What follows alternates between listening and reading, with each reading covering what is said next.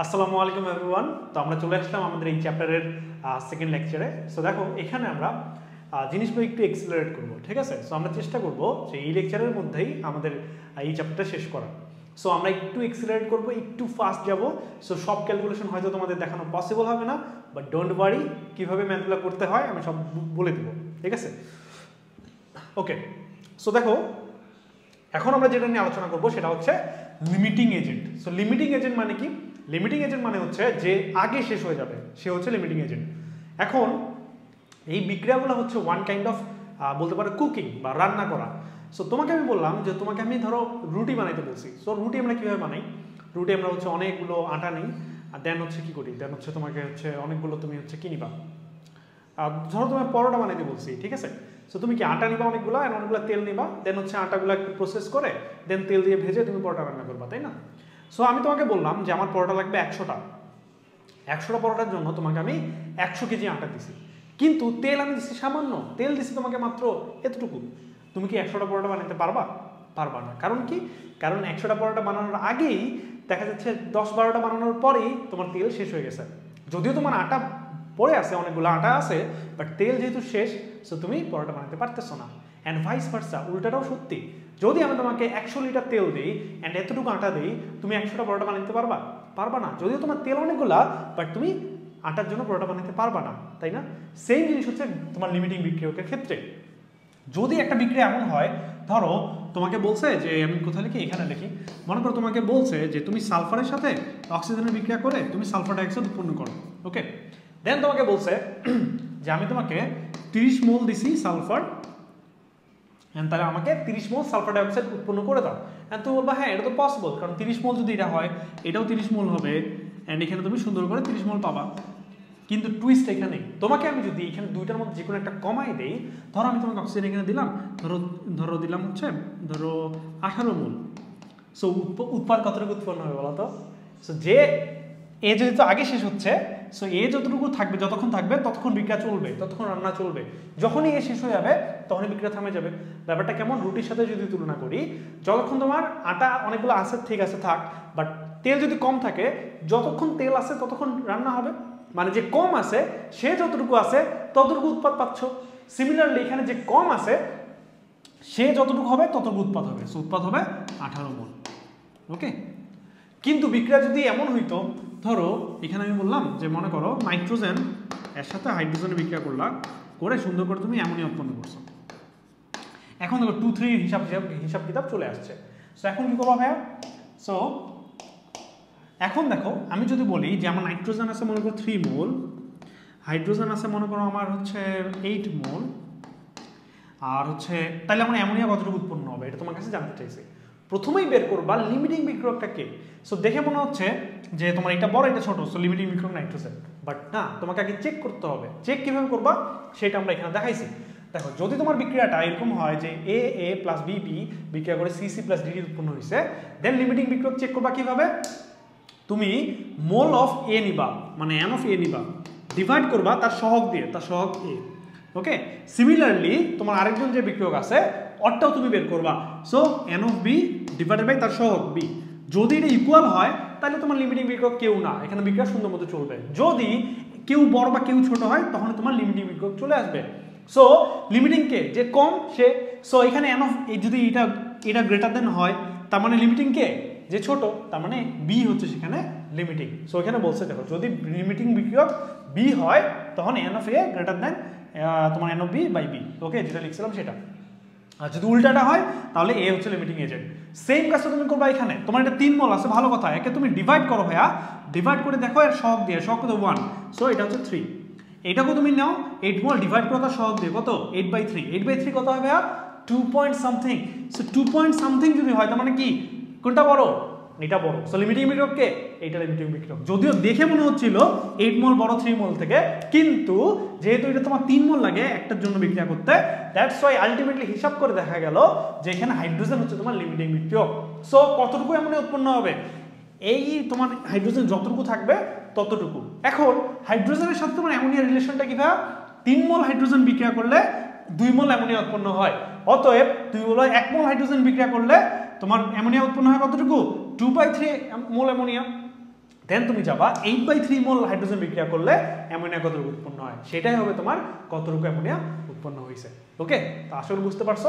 যদি ভাই বুঝতে না পারো ভিডিওটা একটু রিমাইন্ড করে বুঝে ট্রাই করো। তাও যদি বুঝতে না পারো আমাদের হালকেনস্টাইন পেজের তুমি কমেন্ট করতে পারো বা গ্রুপে বলতে পারো বা আমাদের টিচার প্যানেলকেও বলতে পারো, তোমাকে হেল্প করবে ইনশাআল্লাহ। ঠিক আছে, আচ্ছা। সো এবার আসো আমরা হচ্ছে পরের স্লাইডে যাই। সো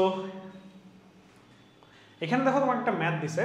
ম্যাথটা কি বলছে যে একটি বিক্রিয়ক মাধ্যমে 8 গ্রাম হাইড্রোজেন আর 16 গ্রাম অক্সিজেন আছে, বিক্রিয়া সংঘটিত হইলে উৎপন্ন পানির পরিমাণ নির্ণয় করো এন্ড কে কতটুকু অবশিষ্ট থাকবে সেটা বের করো। সো সুন্দর মতো তুমি বিক্রিয়া লিখো, হাইড্রোজেন অক্সিজেন বিক্রিয়া করে কি পানি। বিক্রিয়া লিখলেই শেষ হবে না, বিক্রিয়ার সমতা করতে হবে। তো সমতা করো, সমতা করলে কি ভাইয়া এখানে হাইড্রোজেন দুইটা ঠিক আছে, বাট অক্সিজেন এখানে দুইটা, সো অক্সিজেন দুইটার জন্য এখানে 2 বানাও, এখানে 2 হবে। ওকে, আচ্ছা। তো এবার তোমার দেখতে হবে যে কে কতটুকু আছে। সো হাইড্রোজেন আছে তোমার 8 গ্রাম এন্ড অক্সিজেন আছে তোমার 16 গ্রাম। এখন গ্রাম নিয়ে তোমার কাজ নাই, তোমার কাজ মোলে। সো মোলে কনভার্ট করো, হাইড্রোজেন 8 মোলকে কনভার্ট করলে কি হবে ভাইয়া 4 মোল। ঠিক আছে, অক্সিজেন 16 গ্রামকে কনভার্ট করলে কি হবে ভাইয়া 0.5 মোল। ওকে, তার মানে ভাইয়া কোনটা আগে শেষ হবে, তুমি হচ্ছে ডিভাইড করো সহগ দিয়ে। সো এখানে ডিভাইড করো 2 দিয়ে, তার মানে 2, আর এটা সহগ দিয়ে ডিভাইড করলে 0.5। স্টিল এটা ছোট হচ্ছে, তাই না? তার মানে এটা হচ্ছে তোমার লিমিটিং বিক্রিয়ক। সো এটা যদি লিমিটিং বিক্রিয়ক হয়, বিক্রিয়া কতক্ষণ চলবে, যতক্ষণ এ থাকবে। সো তুমি এখন লিখবা, যেখানে আমি দেখতেই পাচ্ছি যে 1 মোল অক্সিজেন 3টা দাগ ইজ ইকুয়াল টু কি 2 মোল পানি, 2 মোল পানি। দেন কি বলবা, যেখানে আমার এটা আছে কত 0.5 মোল অক্সিজেন। সো অর্থাৎ 0.5 মোল অক্সিজেনের জন্য কি 0.5 দিয়ে গুণ হয়ে যাবে কোনটা, যেটা ছিল আগে থেকে। সো এত মোল পানি। সো হিসাব করলে কি 1 মোল পানি। সো এখান থেকে তোমার এতটুকু যদি ইউজ করো তাহলে তুমি কি, যদিও এটা তোমার অনেক বেশি হাইড্রোজেন আছে, বাট যেহেতু অক্সিজেন ছোট, ওই যতক্ষণ থাকবে ততক্ষণ বিক্রিয়া হবে। তার মানে তোমার এখানে কি যে এখানে আলটিমেটলি উৎপন্ন পানির পরিমাণ 1 মোল, বা তুমি যদি গ্রামে কনভার্ট করতে চাও মোল থেকে তো গ্রামে কনভার্ট করতে পারবা, 18 দিয়ে গুণ দিলেই 18 গ্রাম। ওকে, দেন বলছে কোন বিক্রিয়ক কি পরিমাণে অবশিষ্ট থাকবে। এখন দেখো এ তো বেচারা বিক্রিয়া করে করে শেষ হয়ে গেছে, এ তো আর নাই, তাই না? এ পুরোটা ইউজ হয়ে গেছে। এখন এ কতটুকু ইউজ হয়েছে এটা তোমার বের করতে হবে। সো এখন কোন বিক্রিয়ক যেহেতু বলছে, সো আমার উৎপাদ নিয়ে কাজ নাই, এবার আমার বিক্রিয়ক নিয়ে কাজ। বিক্রিয়ক কে ভাইয়া, বিক্রিয়ক ছিল একজন অক্সিজেন ছিল একজন হাইড্রোজেন। সো এদের মধ্যে রিলেশন আনো একদম এক্সাক্ট সেম। সো বলবা 1 মোল অক্সিজেনের জন্য হাইড্রোজেন কতটুকু থাকে ভাইয়া 2 মোল লাগে, তাই না? সো তুমি বলে 0.5 মোল অক্সিজেনের জন্য কতটুকু লাগবে এটা হিসাব করো, এটা আসবে 1 মোল, তাই না? এটা কি ভাইয়া 0.5 মোল অক্সিজেন খরচ হয়েছে, তার মানে হাইড্রোজেন খরচ হয়েছে 1 মোল, টোটাল ছিল 4 মোল, খরচ হয়েছে 1 মোল, আছে কত 3 মোল। সো বলবা যে তোমার হাইড্রোজেন 3 মোল অবশিষ্ট আছে। তুমি যদি গ্রামে কনভার্ট করতে চাও 2 দিয়ে গুণ দিবা, তার মানে তোমার কি বলবা যে হাইড্রোজেন 6 গ্রাম অবশিষ্ট আছে। ওকে, সো এইভাবে তুমি লিমিটিং বিক্রিয়কের ম্যাথগুলো করবা।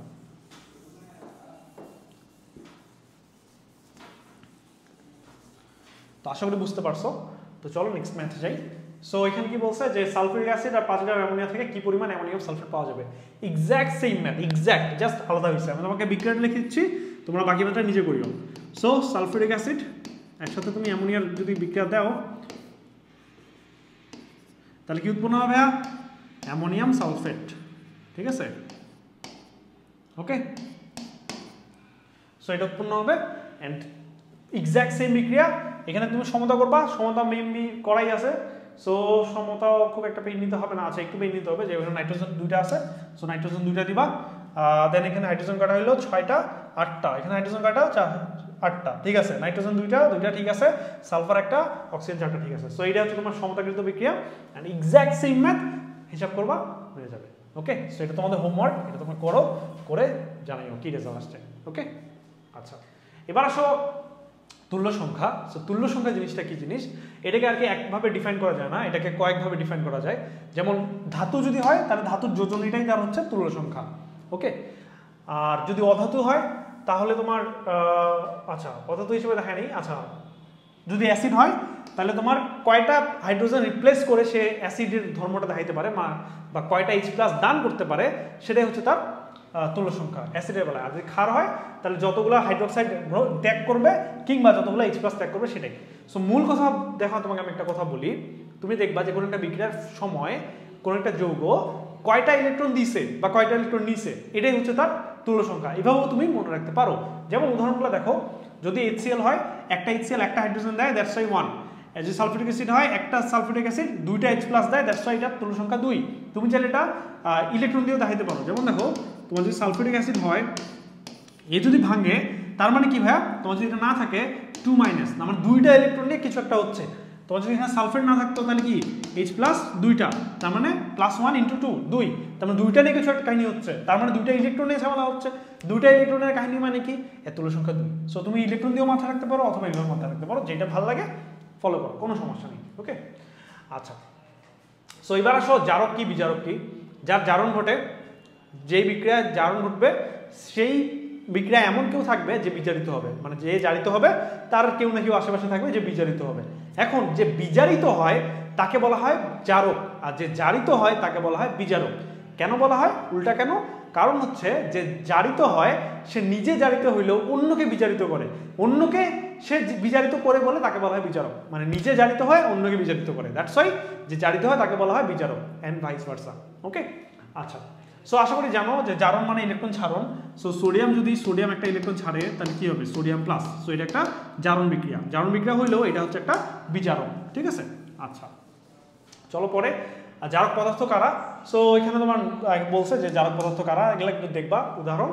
যারা হচ্ছে তোমার বিজারিত হয়, নিজে যারা বিজারিত হবে তাদেরকে বলা হয় জারক। ঠিক আছে, সো এখানেও যদি জারক, সো আমি যদি এক্সাক্ট জারকটা দেখাই, তার মানে এখানে ধরো ক্লোরিন, সে একটা ইলেকট্রন গ্রহণ করছে, ইলেকট্রন গ্রহণ করে ক্লোরাইড আয়ন উৎপন্ন করছে, মানে কি বিজারিত হয়েছে না। সো বিজারিত হয়েছে মানে কি, এই হচ্ছে জারক। সো যারা ইলেকট্রন গ্রহণ করে তারা হচ্ছে জারক। হ্যাঁ, সো এখানে তোমাকে উদাহরণ দিছে যে জারক কারা, সো একটু দেখবা ভালো মতো। ঠিক আছে, তো এবার সে বিজারক কারা, যে সোডিয়ামটা দেখাইলাম সেখানে সোডিয়াম বিজারক ছিল, নিজে জারিত হবে সেই হচ্ছে বিজারক। ওকে, আচ্ছা বিজারক পদার্থের কিছু তোমার হচ্ছে ইয়া দিছে, তোমার উদাহরণ দিছে, এগুলো একটু কেয়ারফুলি দেখবা। ওকে, আচ্ছা এবার আসলে জারণ সংখ্যা। জারণ সংখ্যা কিভাবে বের করবা?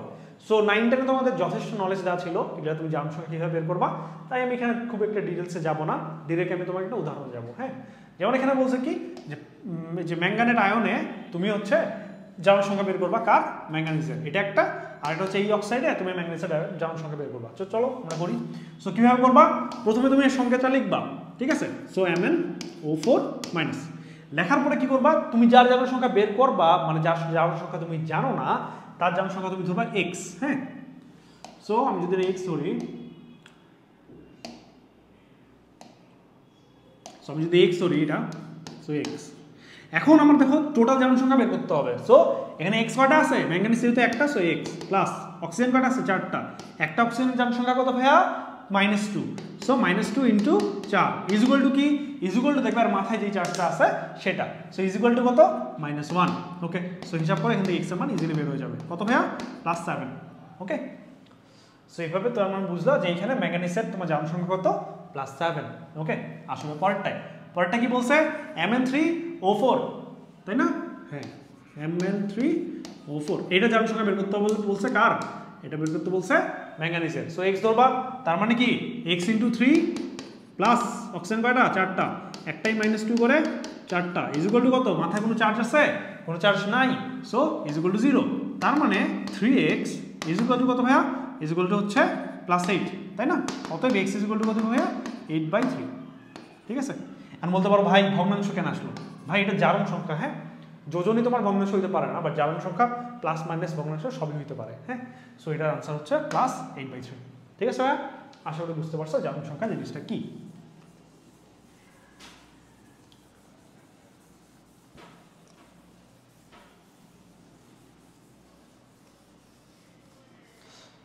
ওকে, সো এবার আসো জারণ বিজারণ বিক্রিয়ার স্পেশাল কয়েকটা বিক্রিয়া আছে যেগুলো নর্মাল জারণ বিজারণ বিক্রিয়ার মতো না।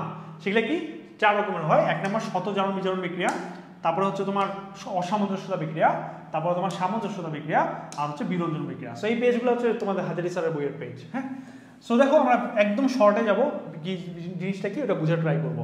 সো প্রথমে আসো শত জারণ বিজারণ বিক্রিয়া। শত জারণ বিজারণ মানে দেখো এখানে একটা যৌগ থাকবে, সে একবার জারিত হবে, ঠিক আছে, এন্ড সে তার মধ্যে অন্য একটা অণু বিজারিত হবে। তার মানে কি একটা যৌগ থাকবে, একটা অণু থাকবে, ওই অণুর মধ্যে কোনো একটা পরমাণু জারিত হবে, কোনো একটা পরমাণু বিজারিত হবে। এই বিক্রিয়াটাকে আমরা বলবো শত জারণ বিজারণ বিক্রিয়া। কেন এটা আলাদা? কারণ আগে তোমরা দেখছিলা যে ডিফারেন্ট একটা যৌগ জারিত হয়, ডিফারেন্ট একটা যৌগ বিজারিত হয়, বাট এইখানে একটা যৌগেরই একটা পরমাণু জারিত হয়েছে আর একটা পরমাণু বিজারিত হয়েছে। সো এই বিক্রিয়াকে আমরা বলবো শত জারণ বিজারণ বিক্রিয়া। সো বিক্রিয়াটা একটু দেখিও। হ্যাঁ, এখানে সময় স্বল্পতার জন্য আমি তোমাকে এর থেকে ডিটেলসে আর বলতে পারতেছি না, কারণ আমার ইচ্ছা থাকা সত্ত্বেও আমার টাইমের লিমিট থাকার জন্য আমি বলতে পারতেছি না। ওকে, আচ্ছা একটু পড়লে বুঝতে পারবা। আচ্ছা এবার কি বলছে? এবার হচ্ছে অসামঞ্জস্যতা বিক্রিয়া। সো এবার দেখো এইবার কি হয়েছে, এইবার তোমার একটা যৌগ থেকেই একবার জারিত হয়েছে একবার বিজারিত হয়েছে, কিন্তু তোমার দুটো ডিফারেন্ট ডিফারেন্ট যৌগ উৎপন্ন হয়েছে।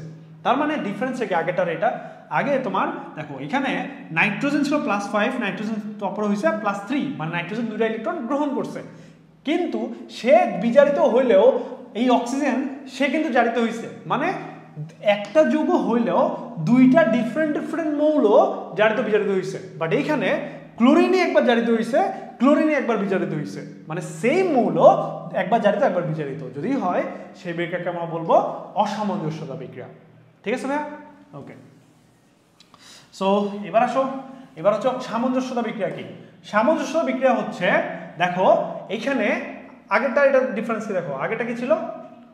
আগেরটা ছিল অসামঞ্জস্যতা বিক্রিয়া আর এটা হচ্ছে সামঞ্জস্যতা বিক্রিয়া। ডিফারেন্সটা দেখো, আগে বিক্রিয়ক একটা ছিল যেটা উৎপাদ তোমার আলাদা আলাদা ছিল, বাট এইবার বিক্রিয়ক দুইটা থাকবে, উৎপাদ একটা থাকবে। ঠিক আছে, এটা H2S। হ্যাঁ, মানে দেখো সালফার এখানে কি হয়েছে, সালফার একবার জারিত হয়েছে, সালফার একবার বিজারিত হয়েছে, বাট ডিফারেন্স হচ্ছে এখানে সালফার যে দুইটা তারা হচ্ছে বিক্রিয়ক, তারা এর জন্য সামঞ্জস্যতা বিক্রিয়া। আর আগেরটা কি ছিল, আগেরটায় দেখো যে এই তোমার বিক্রিয়ক ছিল একটা বা উৎপাদ ছিল দুইটা, এই হচ্ছে ডিফারেন্স। এই জন্য এটা হচ্ছে অসামঞ্জস্যতা আর এটা হচ্ছে সামঞ্জস্যতা। কথা বুঝছো ভাইয়া? ওকে, সো এবার আসো বিক্রিয়াগুলো দেখবা, একটু কেয়ারফুলি মাথা রাখবা। এবার আসো বিরঞ্জন বিক্রিয়া। যে জারণ বিজারণ বিক্রিয়ায় তোমার জায়মান অক্সিজেন বা তোমার জায়মান হাইড্রোজেন উৎপন্ন হয়, তারা ওই কাপড়ের সাথে বা রঙিন কোনো একটা বস্তুর সাথে বিক্রিয়া করে তার কালারটা ডিসকালার করে ফেলে, মানে কালারটা গায়েব করে দেয়। যদি লাল হয় লাল গায়েব হয়, তোমার মানে হচ্ছে বর্ণহীন একটা কালারে চলে আসবে। তো যেই বিক্রিয়ায় কালার ডিসকালার হয়ে যায়, ডিসকালার বলতে কালারটা মুড়ে যায়, তাকে আমরা বলি বিরঞ্জন বিক্রিয়া। ঠিক আছে, সো এটা একটু মাথা রাখবা। সেটা কোথায় ইউজ হয়? মনে করো তোমার বন্ধু তোমাকে মজা করে তোমার শার্টে একটা কলমের দাগ দিয়ে দিচ্ছে, সো তুমি কাপড় ধুইতে যাই দেখতেছো কলমের দাগগুলো উঠতেছে না, তখন তুমি এই বিক্রিয়াটা ইউজ করে সেই কলমের দাগটা তুলতে পারো। ওকে, সো এই হচ্ছে মোটামুটি ইউজ।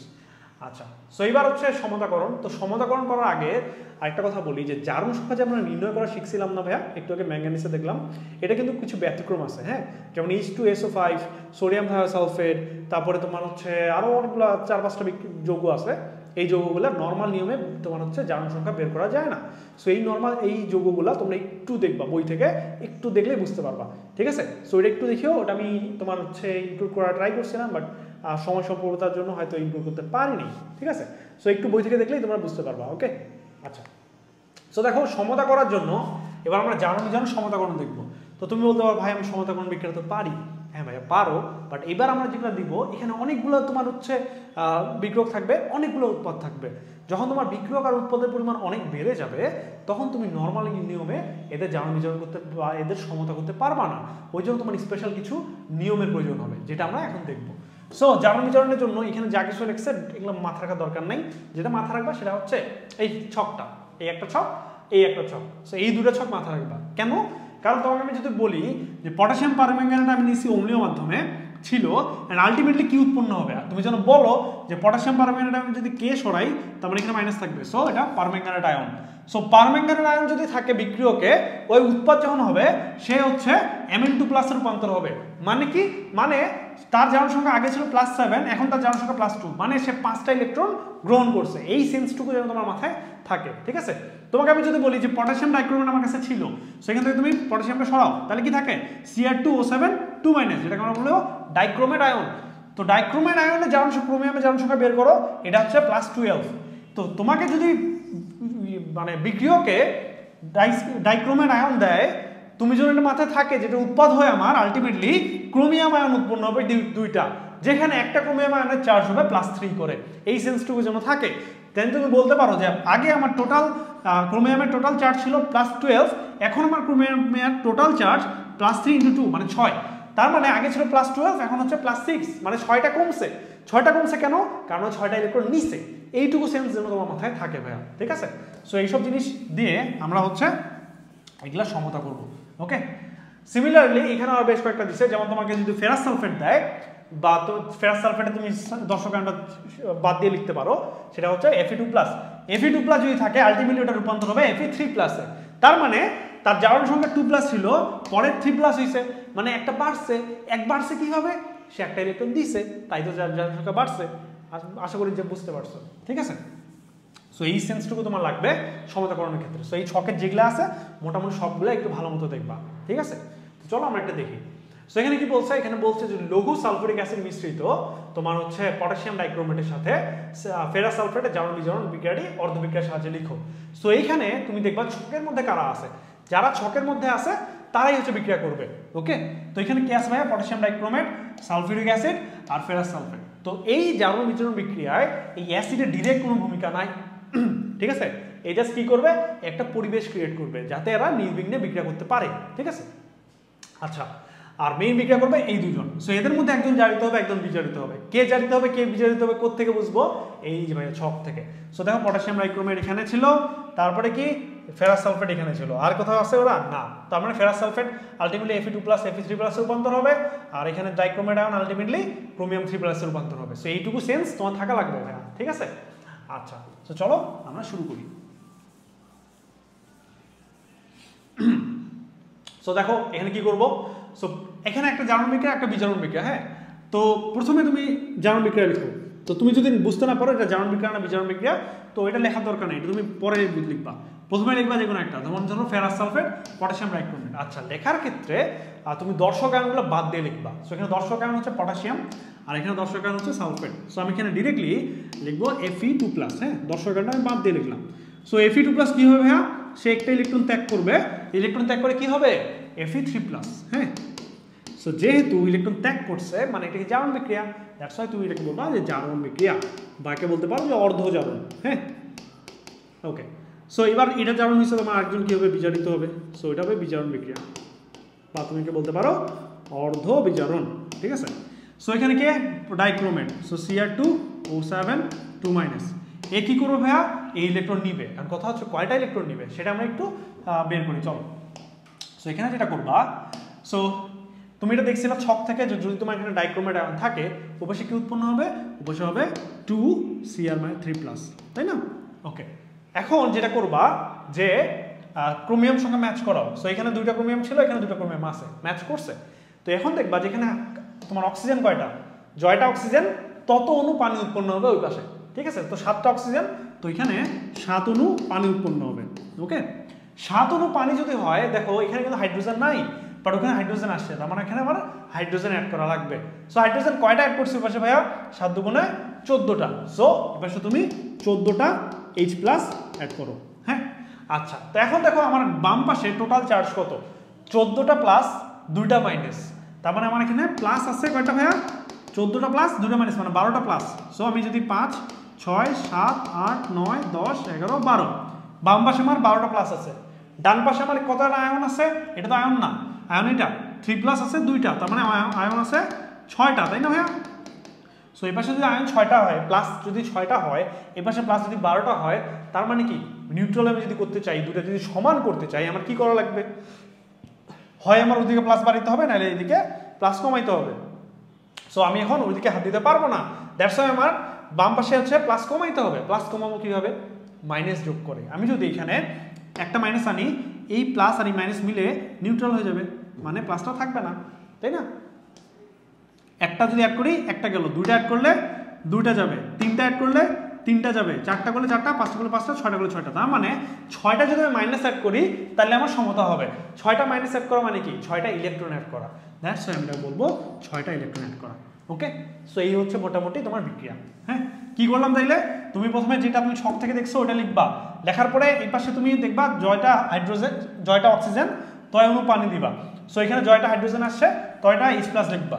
দেন তোমার প্লাস মাইনাস চার্জ ম্যাচ করার জন্য জয়টা ইলেকট্রন দরকার, অ্যাড করে দিবা, ওকে ভাইয়া? আচ্ছা, সো এখন আমরা কি করব? এখন আমরা এদেরকে যোগ করব, হ্যাঁ? সো এখন যদি এখানে যোগ করি আমি ডিরেক্টলি যোগ করতে পারবো না। কেন? কারণ আমার এই যে ইলেকট্রন সংখ্যা দুইটার ক্ষেত্রে ম্যাচ করাইতে হবে।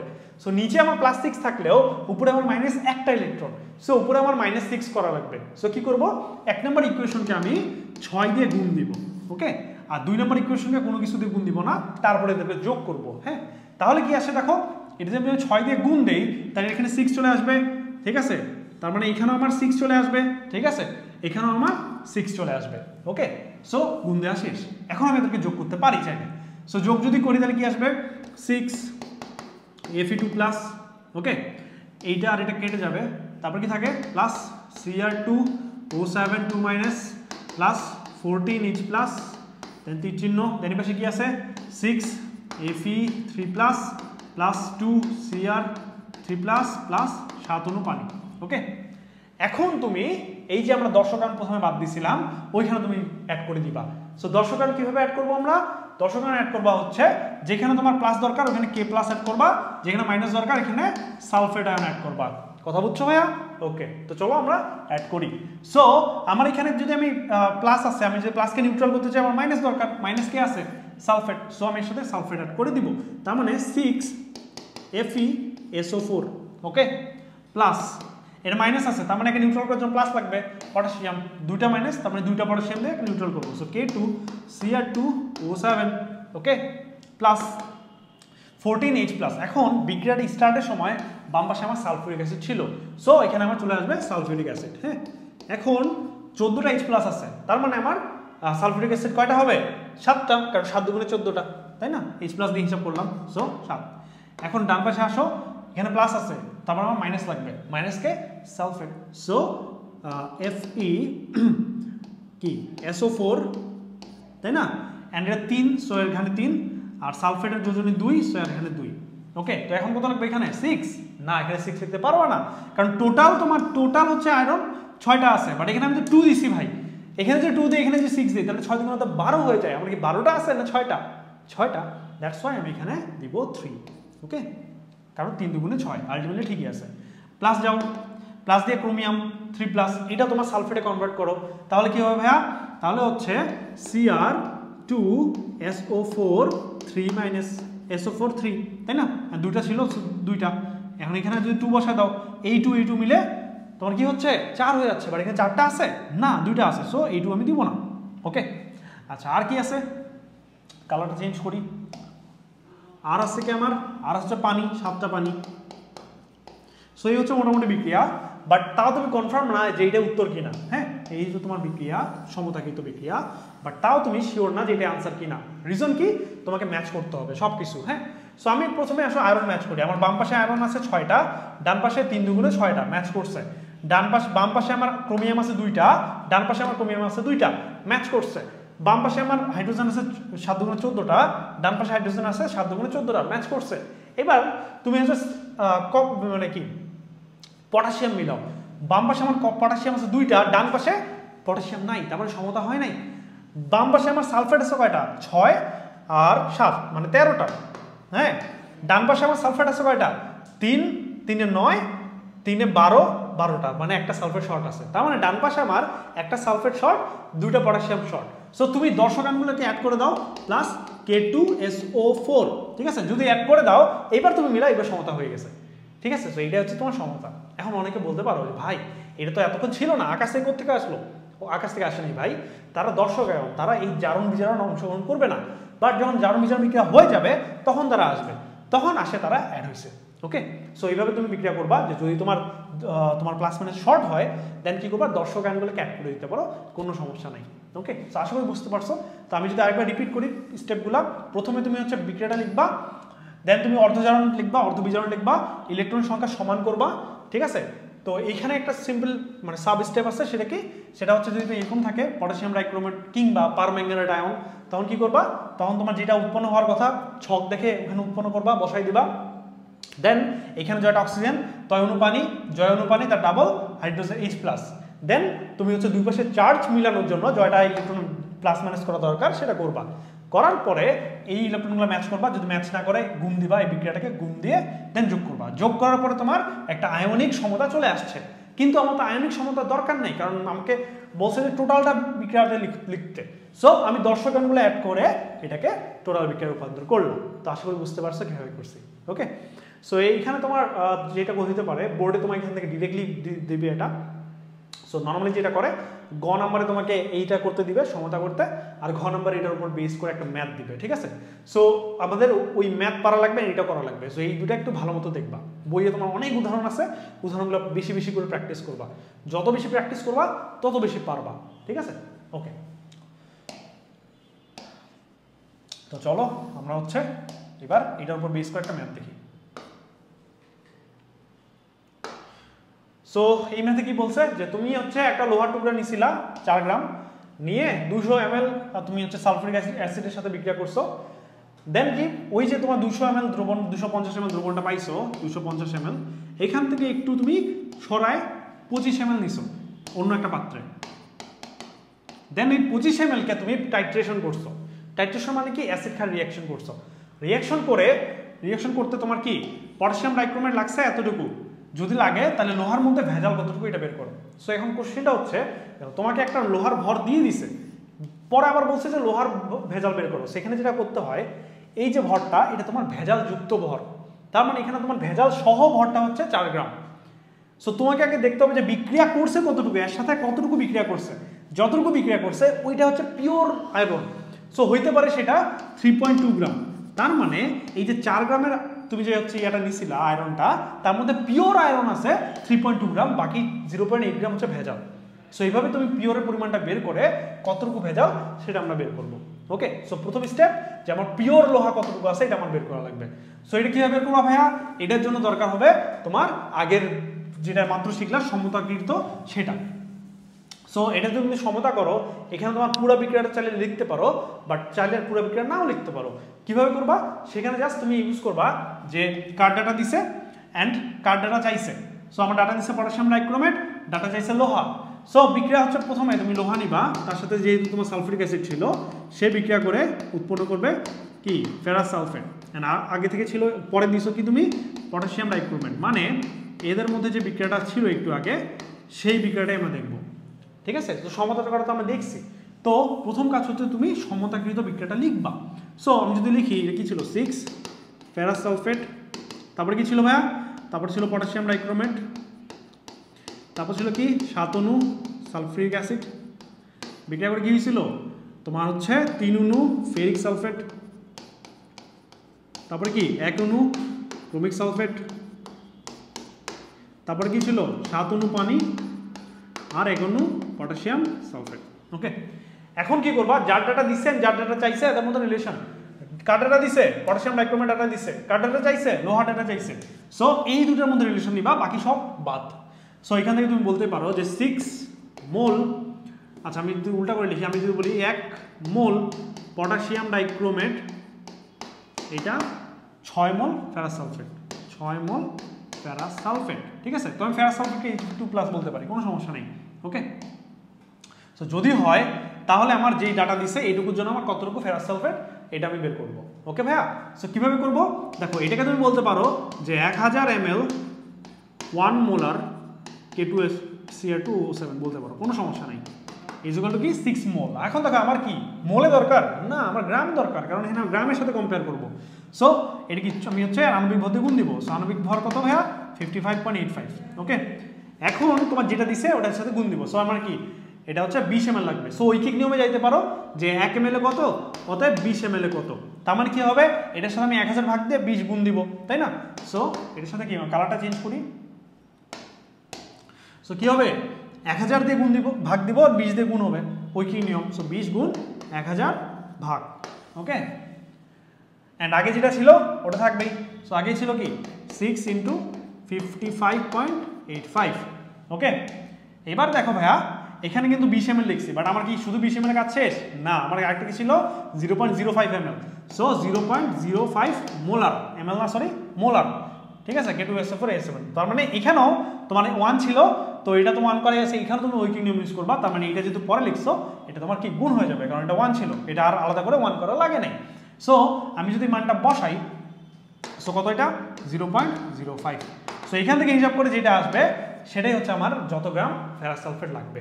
ওকে, সো আমি যদি এটা হিসাব করি একটু, সো এটা হচ্ছে 20 into 6 into 55.85 into 0.05 divided by 1000, so আসছে কত 0.3351, ঠিক আছে। সো 0.3351 গ্রাম, মানে এতটুকু আয়রন অ্যাকচুয়ালি আছে। তো টোটালটার ভর ছিল 4 গ্রাম, বাট অ্যাকচুয়ালি আয়রন আছে আমার 0.3351। তার মানে ভেজাল কতটুকু বলতে পারবা? ভেজাল হচ্ছে 4 থেকে এটা মাইনাস করলে যেটা পাবো সেটাই। সো অতএব ভেজাল টোটাল মাইনাস যতটুকু পিওর 0.3351 বিয়োগ, তার মানে কত থাকে ভাইয়া? তার মানে থাকে হইল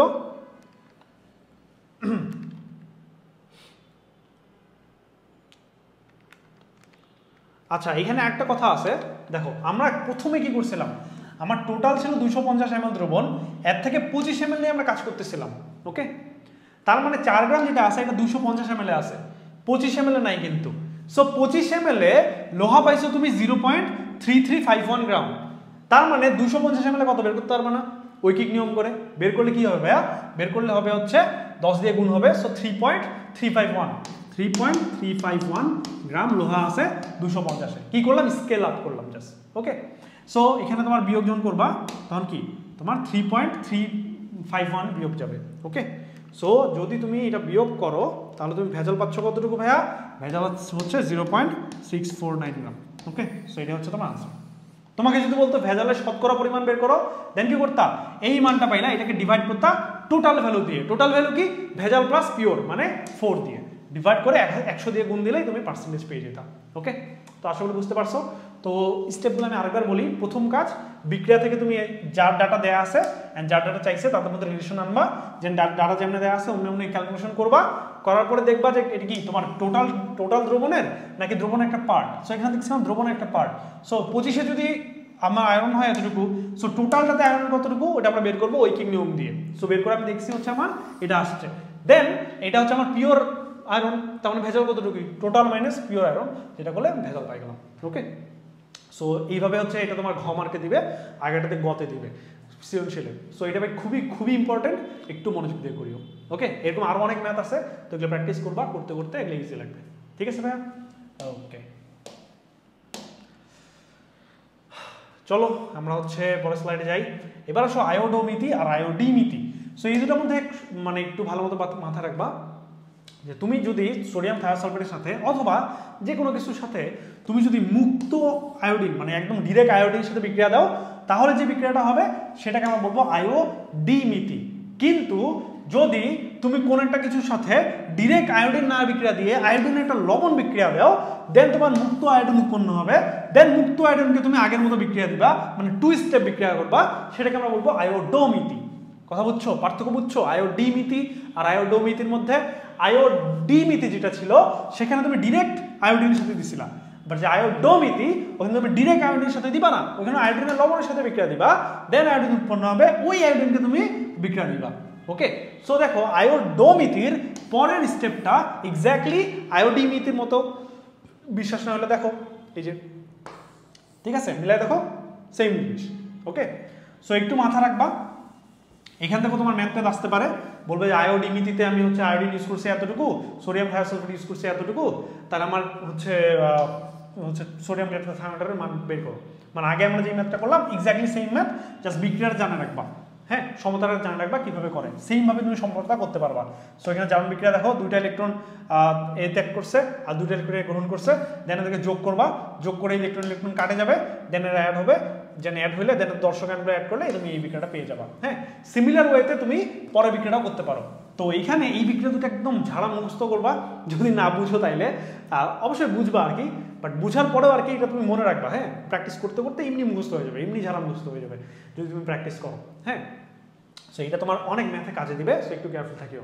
এখন এখান থেকে আরেকটা তোমার এমসিকিউ আসে যে দেখো নির্দিষ্ট আয়তনের কোন জারক পদার্থের দ্রবণের সাথে আয়োডাইড লবণ, তার মানে এখানে তোমার এ হচ্ছে বিজারক, মানে আয়োডিনের লবণটা হচ্ছে বিজারক, বাট আগে এই আয়োডিনটা এ হচ্ছে কিন্তু জারক।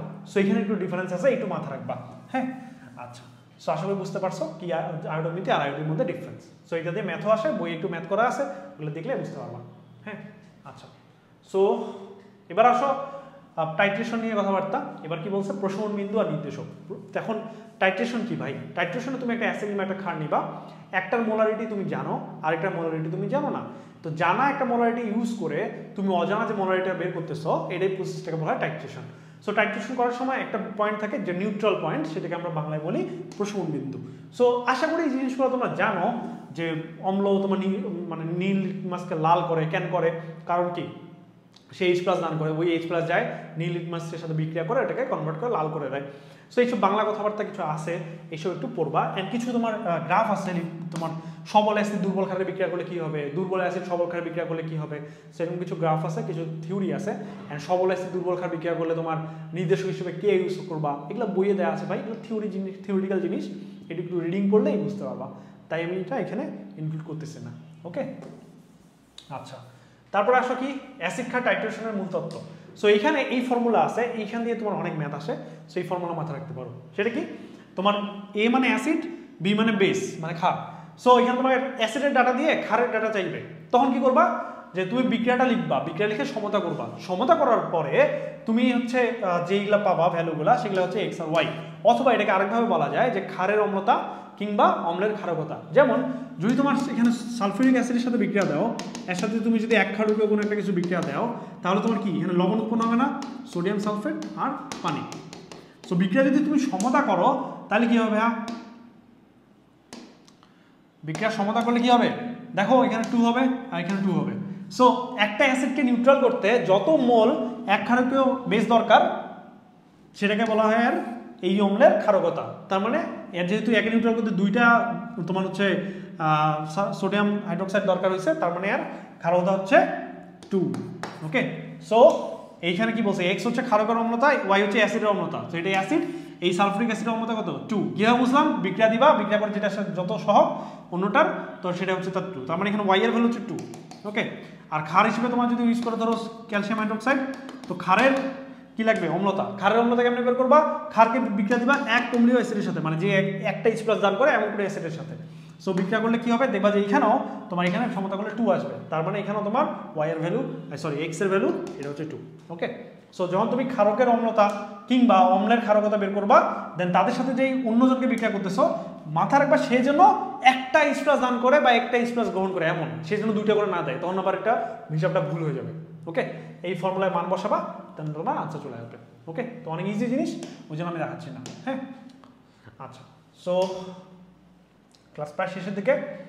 তো এখানে একটা ম্যাথ দিচ্ছে, দেখো এখানে কি করছে, যে 25 ডিগ্রি সেলসিয়াস তাপমাত্রায় টাইট্রেশনের সময় এতটুকু তোমার সোডিয়াম হাইড্রোক্সাইড দ্রবণের মধ্যে এতটুকু HCl যোগ করা হয়েছে, পিএইচ এর মান কত। সো এইরকম যখন তোমাকে অ্যাসিড ক্ষার মিক্স করে দিবে, তখন কি করবা, তখন তুমি মোল অফ H+ বের করবা। সো আমার ইউটিউবে একটা ভিডিও আছে অ্যাসিড বা পিএইচ বের করার জন্য, সেই ভিডিওটা একটু দেখিও, তোমার মোটামুটি আইডিয়া পাবা কেমনে কি বের করে। সো এখানে আমি সব দেখাইছি, তোমার হচ্ছে সবল অ্যাসিড সবল ক্ষার বিক্রিয়া করে কি পিএইচ হবে, সবল অ্যাসিড দুর্বল ক্ষার বিক্রিয়া করলে পিএইচ কেমনে বের করে, দুর্বল অ্যাসিড বিক্রিয়া করলে কেমনে বের করে, দুর্বল অ্যাসিড দুর্বল ক্ষার বিক্রিয়া করলে কিভাবে বের করে, তারপরে সব যত রকমের পসিবল প্রায় সব রকমের দেখাইছি। সো একটু দেখিও। তো এখানে এই টাইপের ম্যাথ করার ক্ষেত্রে যেটা করবা, তুমি H+ এর মোল সংখ্যা বের করবা আর হাইড্রোক্সাইডের মোল সংখ্যা বের করবা, দেন এদের মধ্যে ফাইটিং হবে, যেটা বেশি পরিমাণে আছে তার তুমি মোলারিটি বের করবা, দেন পিএইচ বের করবা, ম্যাথ শেষ। ওকে, সো H+ এর মোলারিটি বের করে চলো। সো এটা গুণ করো, গুণ করলে কত আসবে, 50 × 10⁻³ লিটারে কনভার্ট করলাম ইন্টু 0.1, আর এটা কত আসবে 30 × 10⁻³ ইন্টু 0.1। সো এখন তুমি জানো যে 1 মোল H+ 1 মোল হাইড্রোক্সাইডের সাথে বিক্রিয়া করে 1 মোল পানি উৎপন্ন করে। সো দ্রবণে পিএইচ চেঞ্জ করে কারা, পিএইচ চেঞ্জ করে H+ কিংবা হাইড্রোক্সাইড। সো তুমি যদি এদেরকে বিক্রিয়া করে পানি উৎপন্ন করে ফেলো, এরা তো আর নাই, এরা তো পানি হয়ে গেছে, তখন কি সেটা তোমার পিএইচ চেঞ্জ করতে পারবে, পারবে না। সো তুমি গুণবা যেখানে কে বেশি আছে, ঠিক আছে। সো এখানে হিসাব করো, এখানে বোঝা যাচ্ছে যে এখানে তোমার H+ বেশি থাকবে। সো তুমি না বুঝতে পারলে ক্যালকুলেটর হিসাব করবা। হ্যাঁ, সো এখানে কি বলতে পারো যে অবশিষ্ট H+ এর মোলারিটি ইজ ইকুয়াল টু কত, বিয়োগ করবা। হ্যাঁ, সো আমি যদি বিয়োগটা তোমাকে করে দেখাই, সো কত আসবে ভাইয়া, এটা হচ্ছে 50.1 - 30.1 ডিভাইডেড বাই 1000। সো এটা হচ্ছে 2 × 10⁻³ মোল। এখন পিএইচ বের করার জন্য কি লাগে, ঘনমাত্রা লাগে। তোমার কাছে মোল আছে, তুমি একটা ফর্মুলা জানো n = SV, এখান থেকে S বের করবা। ওকে, কিভাবে বের করবা, টোটাল আয়তন দিয়ে ভাগ দিবা। টোটাল আয়তন কত ভাইয়া, 30 50 যোগ, ঠিক আছে, এই দুটো যোগ করলে যত তত। সো এটাকে আমি ভাগ দেব কত ভাইয়া, কত দিয়ে, এটাকে ভাগ দেব আমি 80 × 10⁻³ দিয়ে। সো আমার আসছে 0.025। এটা কি আসছে, এটা হচ্ছে H+ এর কি বার, ঘনমাত্রা। সো H+ এর ঘনমাত্রা যেটা হয়, পিএইচ বের করতে পারবে না ভাইয়া, পিএইচ গুলো কি -log H+, যার লগটা হচ্ছে 10 ভিত্তিক লগ। সো আমি যদি এটা বসাই দিই তাহলে আসে হচ্ছে কত, হিসাব করো, হিসাব করলে বুঝতে পারবা। So 0.025, so minus log of answer, so দিলে হচ্ছে 1.6। সো এটাই হচ্ছে তোমার পিএইচ এর মান। ওকে, যদি তোমার এখানে ওয়েট এর মানটা বেশি থাকতো, যদি ওয়েটের মোলারিটি বেশি থাকতো তাহলে কি হইতো, তাহলে এখানে তোমার অবশিষ্ট ওয়েট লিখতা, দেন এখান থেকে তুমি ওয়েট এর ঘনমাত্রা পাইতা, দেন এখান থেকে কি পিওএইচ পাইতা, পিওএইচ থেকে তখন তুমি পিএইচ বের করতা 14 থেকে বিয়োগ দিয়ে। ওকে, সো এইভাবে এই ম্যাথগুলো করে, আশা করি বুঝতে পারছো। তো এটা শর্টকাট দিয়েও করা যায়, সেটা হচ্ছে তোমার SV = সামেশন অফ অ্যাসিড, মানে SV of acid minus summation of SV base, এটা দিয়েও করা যায়। সো এগুলো তোমরা একটু বড় হলে শিখবা, এখন তোমাদের শর্টকাট আমি দেখাচ্ছি না, কারণ হচ্ছে শর্টকাট বেশি দেখাইলে তোমরা অলস হয়ে যাবা, মেইন জিনিস শিখতে চাইবা না। দ্যাটস ওয়াই তোমরা মেইনটা শিখো, দেন তোমরা প্রি অ্যাডমিশন কিংবা অ্যাডমিশনে দেখবা শর্টকাট দিয়ে করবো, ঠিক আছে। আচ্ছা, সো এবার আসো বিয়ার-ল্যাম্বার্টের সূত্র। সো বিয়ার-ল্যাম্বার্টের সূত্র ভাই খুবই ইজি, এখানে অনেক কথাবার্তা বলা থাকে, তোমার অত বেশি মাথায় রাখার দরকার নেই, মেইন জিনিসটা বুঝবা যে তোমার হচ্ছে ঘনমাত্রা বের করার একটা বই এটা, ঠিক আছে। বই থেকে রিডিং করবা তাহলে বুঝতে পারবা। সো এখানে মেইন যেটা মাথায় রাখবা সেটা হচ্ছে ইকুয়েশন, সেই ইকুয়েশন হচ্ছে এটা, যে log I0/I = ECL। ই বলতে ভাই এটা হচ্ছে তোমার ইপসাইলন, ঠিক আছে। কোনটা কি, I0 হচ্ছে তোমার তীব্রতা, প্রমাণ তীব্রতা, আর I হচ্ছে যে তীব্রতা এখন আছে সেটা, আর ইপসাইলন হচ্ছে তোমার হচ্ছে মোলার কোফিশিয়েন্ট বলে, বা হচ্ছে তোমার মোলার শোষণ সহগ, আর সি হচ্ছে ঘনমাত্রা, এল হচ্ছে দৈর্ঘ্য। কিসের দৈর্ঘ্য, এটা হচ্ছে তোমার সেলের দৈর্ঘ্য। হ্যাঁ, সো একটা ম্যাথ করলে বিষয়টা বুঝতে পারবা ভালো মতো। সো দেখো ম্যাথটা কি বলছে। সো এখানে বলছে যে তোমার স্পেকট্রোমিটারে 1 সেন্টিমিটার দৈর্ঘ্য বিশিষ্ট একটি সেলে একটি দ্রবণ রেখার বিশোষণ মাত্রা 0.156 পাওয়া গেল। দ্রবের মোলার শোষণ সহগ এত হইলে ঘনমাত্রা কত। সো এখানে তোমার বিয়ার-ল্যাম্বার্ট ইউজ করা লাগবে, ঠিক আছে। সো কিভাবে করবা, সো দেখো এখানে তোমার তুমি ফর্মুলা যেটা জানো সেটা লিখবা। ফর্মুলা কি ছিল, যে log I0/I = কি, ইপসাইলন CL। হ্যাঁ, আচ্ছা, সো এই টোটালটাকে আমি চাইলে এ দ্বারা রিপ্লেস করতে পারি। হ্যাঁ, এটাকে আমরা বলি তোমার হচ্ছে মোলার, তোমার হচ্ছে দেখো এখানে আমরা এ দিয়ে রিপ্লেস করতে পারি, যে এটাকে একে আমরা বলি অ্যাবজর্বেন্স, ঠিক আছে। সো এ দিয়ে যদি আমি রিপ্লেস করি তাহলে আমি এটা লিখতে পারি কি ভাইয়া, A = ECL, ঠিক আছে। সো এখানে কোনটা কি, এ হচ্ছে তোমার এখানে এই যে বিশোষণ মাত্রা বা অ্যাবজর্বেন্স, হ্যাঁ। এপসাইলন কি, এপসাইলন হচ্ছে মোলার শোষণ সহগ, হ্যাঁ। আর এল কি, এল হচ্ছে তোমার সেলের দৈর্ঘ্য, যে সেলের দৈর্ঘ্য। সো সবই জানো, একটাই আননোন, বের করতে পারবা না, অবশ্যই পারবা। কিভাবে করবা, তোমার সি দরকার, কারণ ঘনমাত্রা চাইছে, ঘনমাত্রা হচ্ছে সি, A/ε। সো মান বসাও, এর মান কত 0.156, ইপসাইলনের মান কত যেটা আছে 1.2 × 10⁻⁴, আর তোমার এল এর মান কত 1 সেন্টিমিটার। এখন পাকনামি করে এটা আবার মিটারে কনভার্ট করিও না, কেন, কারণ মোলার শোষণ সহগটা দেওয়া আছে সেন্টিমিটারে, সো এটা তোমার সেন্টিমিটারে নেওয়া লাগবে। ওকে, এটা যদি মিটার নেওয়া থাকতো তাহলে এটা মিটারে নেওয়া লাগবে। সো নর্মালি তোমার সেন্টিমিটারে করা লাগবে ম্যাক্সিমাম ম্যাথে। সো শিওর হওয়া হচ্ছে এইটা দেখে। ওকে, সো এটা কিন্তু 1 দেওয়া আছে, সো 1। সো এটা হিসাব করবা, যেটা পাবা সেটা হচ্ছে তোমার সি এর ভ্যালু। হ্যাঁ, তো আমি করে দিচ্ছি হিসাবটা। সো তাহলে কত আসবে, 0.156 / 1.2 × 10⁻⁴। সো হিসাব করলে কত আসে, এটা হচ্ছে আমার 1.3 × 10⁻⁵। এটা কি মোলারিটি, একক মোলার।